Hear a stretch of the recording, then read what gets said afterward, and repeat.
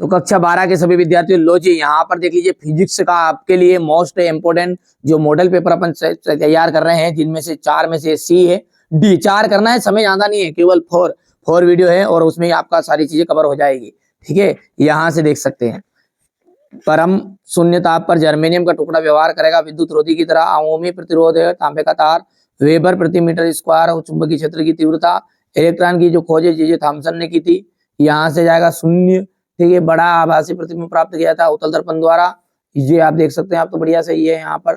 ठीक है भैया, चलिए आगे बढ़ते हैं। तो ये हो जाएगा आपका रिक्त स्थान को देख सकते हैं, यहाँ पर सदिश बढ़ता है बाम्बर हीलियम, ये पूरा भर दिया मैंने ना। चलिए आगे बढ़ा से देख सकते हैं, ये रिक्त स्थान है।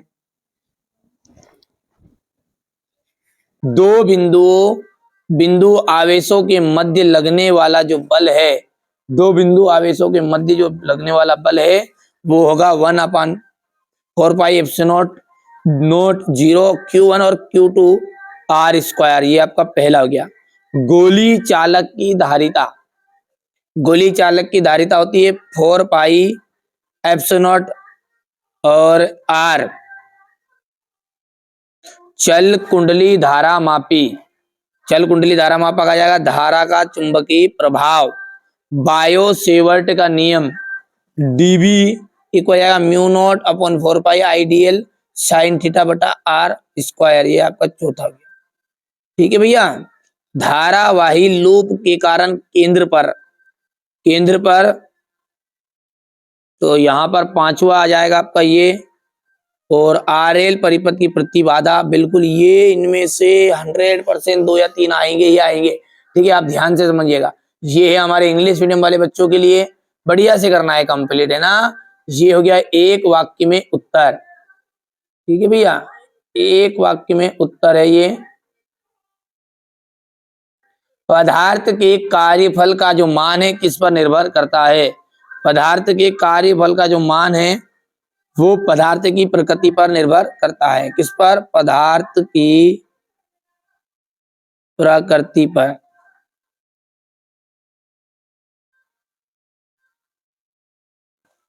और यहाँ पर इसका मान जो है वो कितना होगा? तो 1 वोल्ट, इलेक्ट्रॉन वोल्ट का जो मान होता है वो होता है 1.6 × 10⁻⁻⁹ ठीक है, जूल। धारिता का विमीय सूत्र क्या है?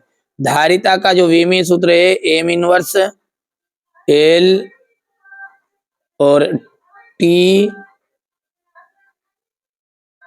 ठीक है, PN संधि डायोड में पश्च बायस बढ़ाने पर अवक्षय परत की जो मोटाई वो कैसी हो जाती है? ठीक है, तो अवक्षय परत की मोटाई पश्च बायस के साथ बढ़ती है। तो बढ़ती लिख दो खाली, बस इतना ही बहुत है। नाभिक की त्रिज्या उसकी द्रव्यमान संख्या से किस प्रकार संबंधित है ना। आप तो अच्छे से तैयारी करो जो मैं बता रहा हूं, इसके अलावा भले ही अलग से पढ़ो और आप पहले इनको कर लो, है ना। ये देखिए, चलिए यहाँ से हमारे इंग्लिश मीडियम वाले बच्चे बढ़िया से लेंगे ये। ठीक है भैया, चलिए इसके बाद में ये यहाँ से क्वेश्चन नंबर, यदि हम 5 की बात करें तो यहाँ पर 5 क्वेश्चन देखिएगा। प्लांक नियतांक की विमाएं आवर्त की विमाओं के तुल्य होती है, ये आपका असत्य रहेगा। इलेक्ट्रॉन व प्रोटॉन नाभिक के अंदर उपस्थित होते हैं, ये आपका असत्य रहेगा। हाइड्रोजन परमाणु की आयतन ऊर्जा, हाइड्रोजन जो परमाणु है उसकी आयतन जो ऊर्जा है वो -13.6 इलेक्ट्रॉन वोल्ट होती है, तो ये आपका तीसरा असत्य रहेगा। किसी आवेशित चालक पर विभव का जो मान है चालक के पदार्थ की प्रकृति पर निर्भर करता है। ठीक है, तो ये आपका भी असत्य रहने वाला है। पराबैंगनी विकिरण के कारण उष्णता गर्मी महसूस होती है। ठीक है, तो ये आपका 5वां असत्य रहेगा।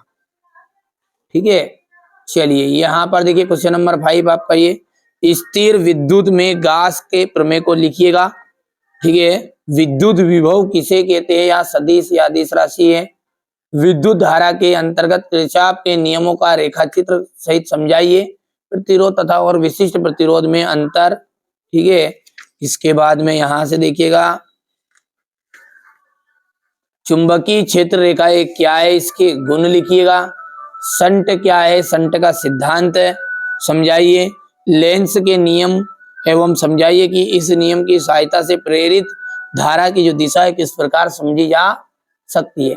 प्रत्यावर्ती परिपथ में वाटहीन धारा कैसे प्राप्त कर सकते हैं।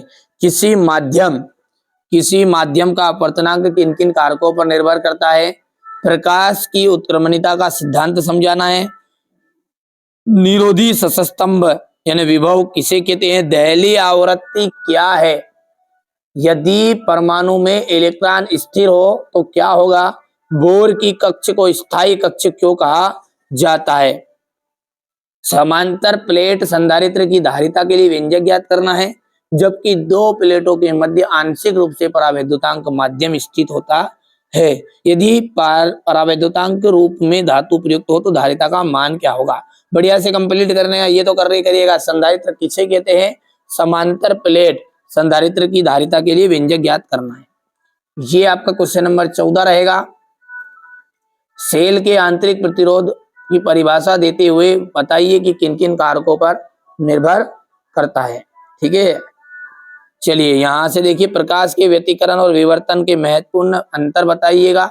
हाइगन का तृतीय तरंगाइकाओं का सिद्धांत है। ये देखिए अवतल दर्पण के लिए फोकस दूरी बराबरी पे 1/2 वक्रता त्रिज्या। ठीक है भैया, यहां से आप आगे बढ़ते हैं तो ये क्वेश्चन नंबर आपका, ठीक है भैया, यहां से देख लीजिए 17 है ये हो गया। क्वेश्चन नंबर 18 है ये। ठीक है, ओके भैया, और ये क्वेश्चन नंबर 19 है दृष्टिकरण